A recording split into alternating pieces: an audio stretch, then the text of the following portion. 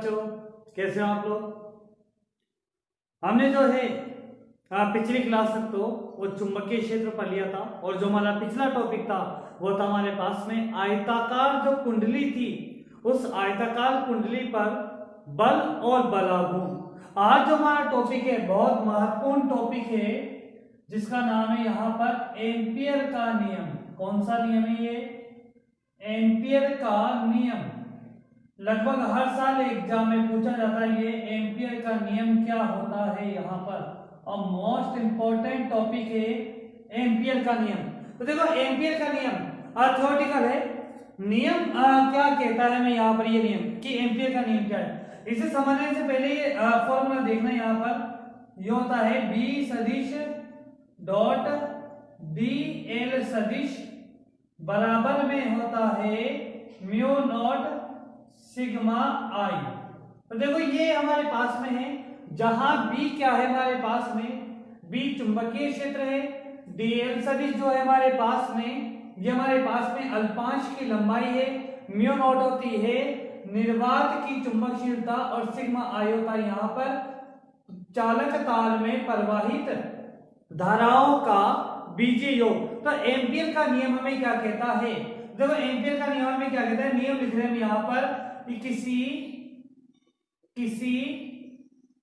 बंद पाथ से या किसी बंद पाथ या बंद पाश भी बोलते हैं यहाँ पर, कि किसी बंद पाश और किसके अंदर, यहाँ पर हमारे पास में निर्वात में, तो किसी बंद पाश में या किसी बंद पाश में चुंबकीय क्षेत्र का, किसका? चुंबकीय क्षेत्र का ये लंबाई आ गई, तो इसे क्या बोलेंगे हम यहाँ पर रेखीय, और देखो बाहर समाकलन लगा हुआ है तो क्या बोलेंगे कि रेखीय समाकलन। आगे ये लाइन समझ में क्या बोले हम यहाँ पर कि किसी बंद पाश में चुंबकीय क्षेत्र का रेखीय समाकलन कौमा निर्वात की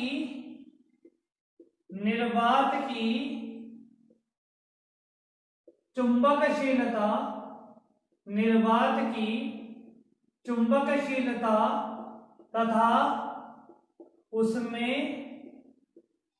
तथा किसमें, बंद पाश में, तथा बंद पाश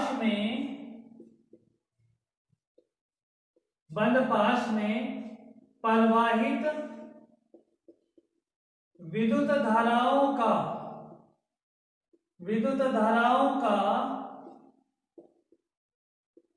बीजीय योग का गुणनफल होता है, गुणनफल के बराबर होता है। देखो लाइन को ध्यान से समझना, क्या लिख रहे हैं यहाँ पर कि किसी बंद पाश में चुंबकीय क्षेत्र का रेखीय समाकलन निर्वात की चुंबकशीलता तथा बंद पाश में प्रवाहित धाराओं के बीजीय योग के गुणनफल के बराबर होता है। यही हमारे पास में जो है एम्पियर का नियम है। अर्थात हम क्या लिखेंगे, अर्थात कि समाकलन में चुंबकीय क्षेत्र का रेखीय समाकलन बराबर में होगा निर्वात की चुंबकशीलता तथा पाश में प्रवाहित धाराओं के बीजीय योग के गुणनफल के बराबर होता है। क्लियर बात? यहाँ पर ये फॉर्मूला याद रखना, आगे सारे डेरिवेशन इसी फॉर्मूले से हल होंगे यहाँ पर। तो बी सदिश डॉट डी एल सदिश बराबर म्यू नॉट सिग्मा आई, जहां बी क्या है हमारे पास में चुंबकीय क्षेत्र, बी क्या है हमारे पास में चुंबकीय क्षेत्र, और जो है हमारे पास में dl ये है हमारे पास में अल्पांश लंबाई,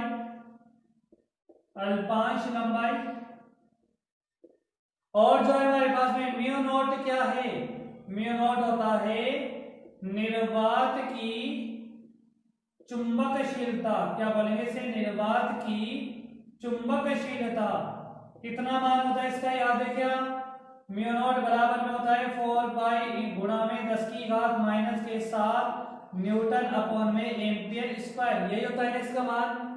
और जो है हमारे पास में सिग्मा आई है जो है विद्युत धाराओं का बीजीय योग, कि बंद पाश में प्रवाहित विद्युत धाराओं का, जो हमारे पास विद्युत धाराओं का बीजीय योग, तो ये हमारे पास में जो है यही एम्पियर का नियम है। अब देखो किसी बंद पाश में धाराओं का बीजीय योग कितना होता है, ये हमें ध्यान रखना है यहाँ पर, कि देखो जैसे अगर मान लिया हमने बंद पाश ये ले लिया, क्या ले लिया, बंद पाश ये ले लिया, धारा जारी है, जैसे ये धारा मान लिया हमने यहाँ पर I1, ये है I2, ये है I3, तो इसके लिए धाराओं का बीजीय योग कितना होगा, इसके लिए लिखेंगे हम यहाँ पर सिग्मा I बराबर में क्या लिखोगे, I1 प्लस में I2 प्लस में क्या I3, आगे बात समझ में। और अगर यहाँ पर जो है बंद पाश ऐसा ले लिया हमने जिसमें धारा जारी है यहाँ पर कितनी I1, यहाँ पर धारा जारी है कौन सी I2, और यहाँ पर ये धारा जारी है यहाँ पर कौन सी I3, क्लियर बात यहाँ पर। अब देखो धारा I3 इस बंद पाश के बाहर की ओर है, तो यहाँ पर क्या बोलेंगे कि सिग्मा I बराबर में जो होगा I1 प्लस में I2 होगा, केवल उन्हीं धाराओं का योग होगा जो इस बंद पाश में से गुजर रही है। अगर हम ऐसे ले रहे यहाँ पर, जैसे ये धारा इधर जा रही है I1, ये धारा इधर जा रही है हमारे पास में I2, और ये धारा हमारे पास में इधर जा रही है I3, तो जो धारा एक दिशा में उनका तो जो बाहर जा रही है उन्हें तो क्या बोलेंगे धनात्मक, और जो विपरीत दिशा में उससे क्या बोलेंगे ऋणात्मक। तो सिग्मा I बराबर में क्या लिखोगे I1 माइनस में I2 प्लस में क्या हो गया I3, क्या आगे लाइन समझ में। तो यहाँ पर जो है हमारे पास में ये बंद पाश में प्रवाहित धाराओं का बीजीय योग इस प्रकार से लिखा जाता है। तो ये हमारे पास में एम्पियर का नियम है, बाकी डेरिवेशन जो है इसी से सॉल्व होंगे। स्क्रीनशॉट लो जल्दी से, फिर आगे बात करते हैं।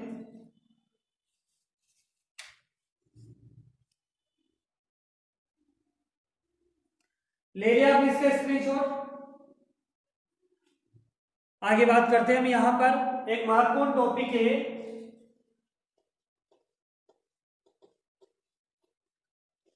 ये जो हम एम्पियर का नियम है इसी का उपयोग करेंगे हम इस लेसन के अंदर आगे तक, और पढ़ाई निरंतर करते रहे। टॉपिक है हमारा अनंत लंबाई के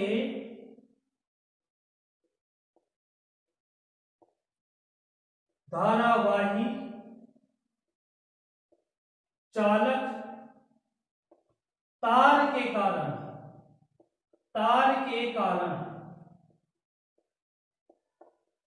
चुंबकीय क्षेत्र।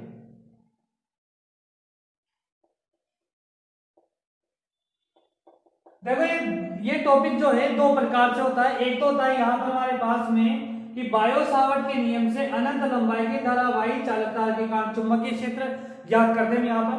तो एक तो होता है बायो सावर्ट के नियम से, और दूसरा होता है यहाँ पर एम्पियर के नियम से। कि एग्जाम में जैसा क्वेश्चन में कहा जाए वैसे हमें जो है डेरिवेशन करना है। यहाँ पर अगर एम्पियर के नियम से पूछा जाए तो एम्पियर के नियम से करना है, अगर बायो सावर्ट के नियम से पूछा जाए तो बायो सावर्ट के नियम से करना है। हम यहाँ पर इसे जो है एम्पियर के नियम से सोल्व करेंगे, क्योंकि बायो सावर्ट के नियम से हमने इसे पहले ही सोल्व कर लिया है। यहाँ पर देखो माना हमारे पास में एक अनंत लंबाई का सीधा धारावाही चालक तार है जिसमें विद्युत धारा प्रवाहित हो रही है कितनी I। तो इसका एक मध्य बिंदु ले लिया, मध्य बिंदु कौन सा है O।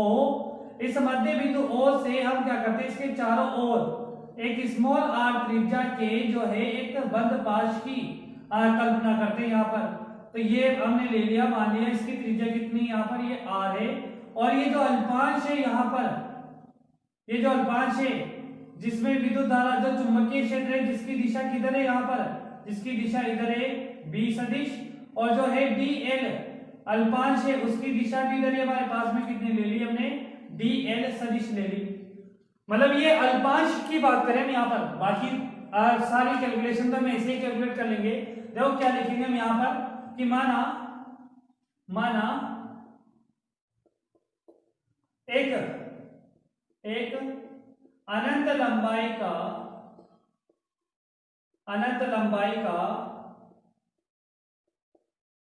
धारावाही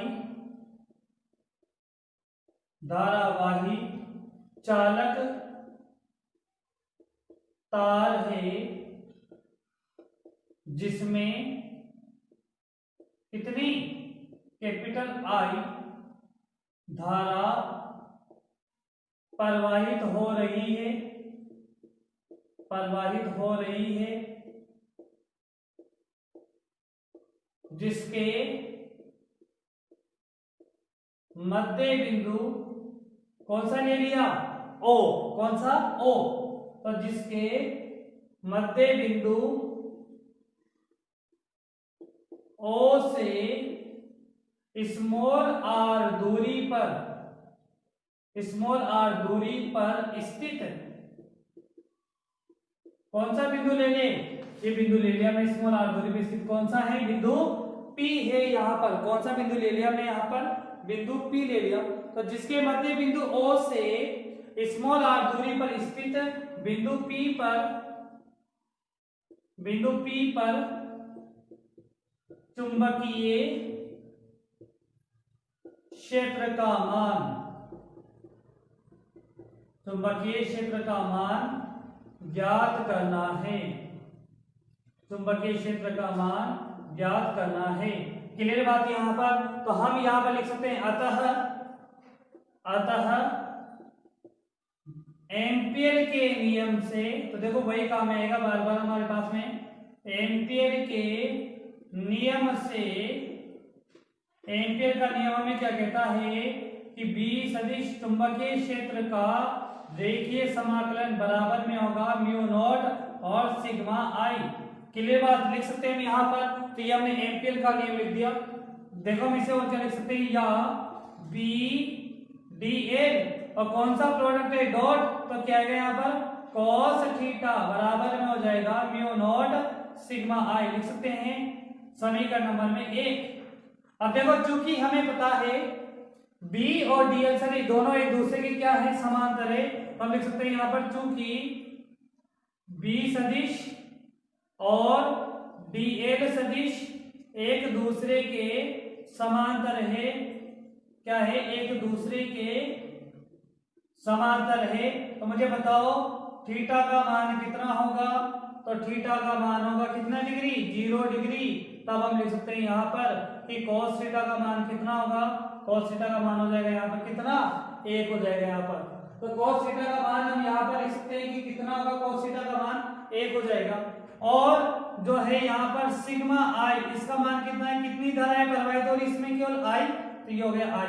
ये वैल्यू उठा के पुट कर दो बाय इक्वेशन कौन सी, फर्स्ट समीकरण 1 में वैल्यू पुट कर देंगे, तो हम यहाँ पर लिख सकते हैं देखो B समाकलन में B डी एल बराबर में क्या हो गया म्यू नॉट आई, या आप लिख सकते हैं यहाँ पर B को ले लिया अंदर बचेगा डी एल बराबर में हो जाएगा म्यू नॉट आई, लिख सकते हैं यहाँ पर समीकरण नंबर में क्या हो गया 2, और समाकलन में dl इसका मान कितना होगा भाई, अल्पाश की लंबाई कितनी है dl, और इस स्मॉल आर त्रिज्या के वृत्त की लंबाई कितनी हो जाएगी, इसकी लंबाई हो जाएगी कितनी 2 पाई आर। हम यहाँ पर लिख सकते हैं कि 2 पाई आर, वैल्यू पुट करें बाय इक्वेशन 2 समीकरण 2 में वैल्यू पुट कर देंगे, तो हम लिख सकते हैं यहाँ पर कितना b गुणा में 2 पाई आर बराबर में कितना हो गया म्यू नॉट आई, या आप लिख सकते हैं b बराबर में कितना हो गया म्यू नॉट आई अपॉन में कितना 2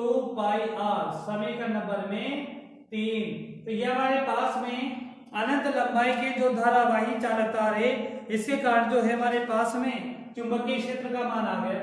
तो हम यहां से कह सकते हैं अतः जो B है किसके R के व्युत्क्रमानुपाती है, तो अगर हम ग्राफ बनाएं B और R के मध्य अगर हम ग्राफ बनाएं, यहाँ पर देखो यहां से ग्राफ कैसा बनेगा, जब व्युत्क्रमानुपाती होता है तो ग्राफ आता है कैसा परवलयाकार। तो ये टॉपिक था, बहुत अच्छा टॉपिक है, बहुत महत्वपूर्ण टॉपिक है, ध्यान से समझना, पढ़ाई अच्छे से करना, निरंतर पढ़ाई जारी रखना।